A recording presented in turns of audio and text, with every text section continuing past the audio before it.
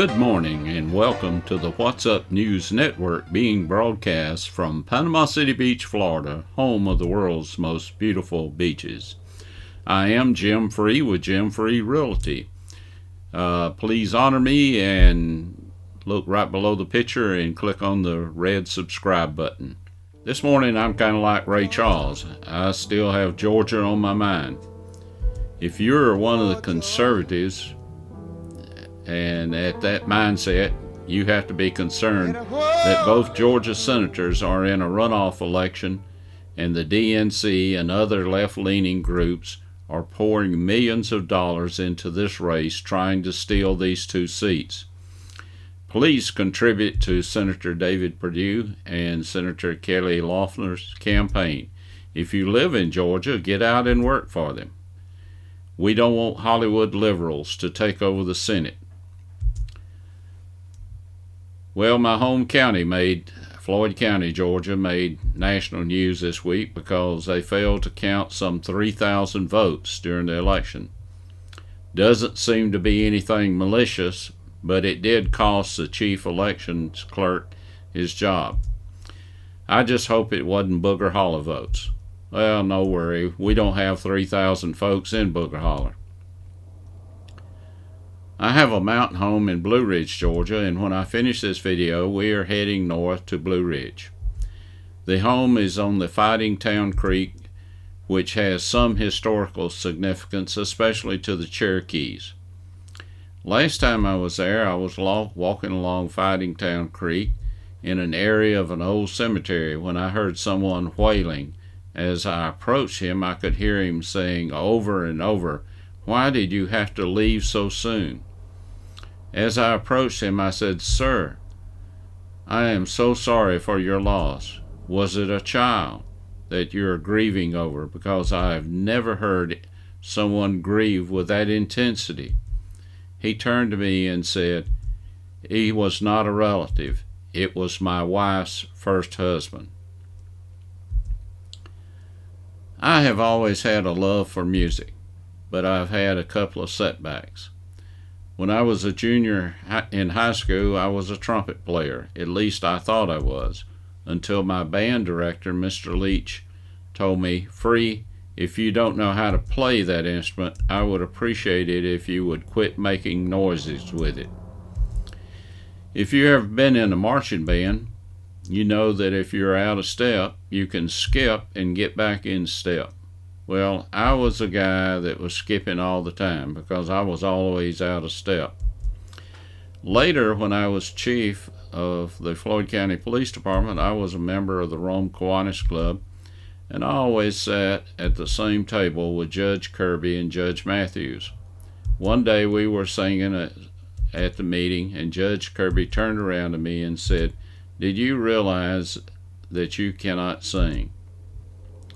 Well, my preacher always says, anyone can sing, but only some people should be recorded. And that's probably where I fall. 6 years ago, I started taking piano lessons. It has been a struggle, but I've enjoyed it.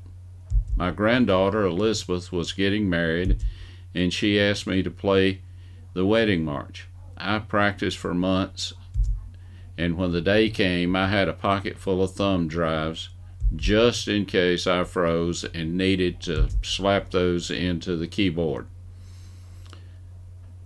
I still enjoy the piano, and I like going back and finding out about the person who wrote the song, about the history behind the song, and so this is a story I'd like to tell you today. The story is about Stuart, who was born in Kellyville, Texas. Sounds a lot like Booger Holler. He was the son of a Methodist minister. Stuart was restless, and he moved to California, where he composed music, acted in motion pictures with such stars as Gene Autry, Roy Rogers, and John Wayne. Stuart had a very successful radio show in Los Angeles and was the first artist signed with Decca Records in 1934. He had a hit record named "I Won't Go Hunting With You, Jack, But I'll Go Chasing Women." Stewart didn't cope well with the pressure of his high-profile life. He was known for his drinking, womanizing, and fighting. Stewart read about a young East Coast preacher that was conducting a tent revival. And actually, Mr. Hearst of the Hearst Publishing Company, Randolph Hearst, had invited this minister to Los Angeles. You might not remember Randolph Hearst, but you probably remember his granddaughter, Patty Hearst. Anyway, Stewart invited the preacher to appear on his radio show so he could poke fun at the preacher. That night, Stewart showed up at the tent revival so he could get more material for his radio show. Early in the service, the preacher announced that there was one man in the audience that was a big fake. Stewart was convinced that the preacher was talking about him, and he left the service angry. But the next night, he showed up drunk at the preacher's hotel room around 2 a.m., demanding that the preacher pray for him. The preacher said, "I'll not pray for you. This is between you and the Lord, and I won't stand in the middle of it." He did invite Stewart into his room, and they talked until 5 a.m., when Stewart dropped to his knees and cried out to God. Stewart stopped drinking, stopped chasing women, and refused to advertise alcohol on his radio show, which eventually led to him being fired from the radio station. Stewart at this time had written a song called "This Old House," which was recorded by Rosemary Clooney and went to the top of the charts, but he was struggling. During this time, he met with his good friend, Robert, who had also been a good drinking buddy with him, and Robert offered Stewart a beer, which he refused. Robert said, "Stewart, looks like your career has gone downhill since you found religion. You love booze so much, I don't understand how you could give it up so easily." Stewart responded, "It is no secret, Robert. All things are possible with God."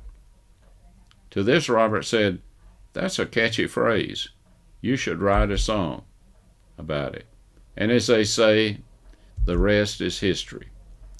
The song that Carl Stewart Hamlin wrote, "It is no secret what God can do. What he has done for others, he can do for you.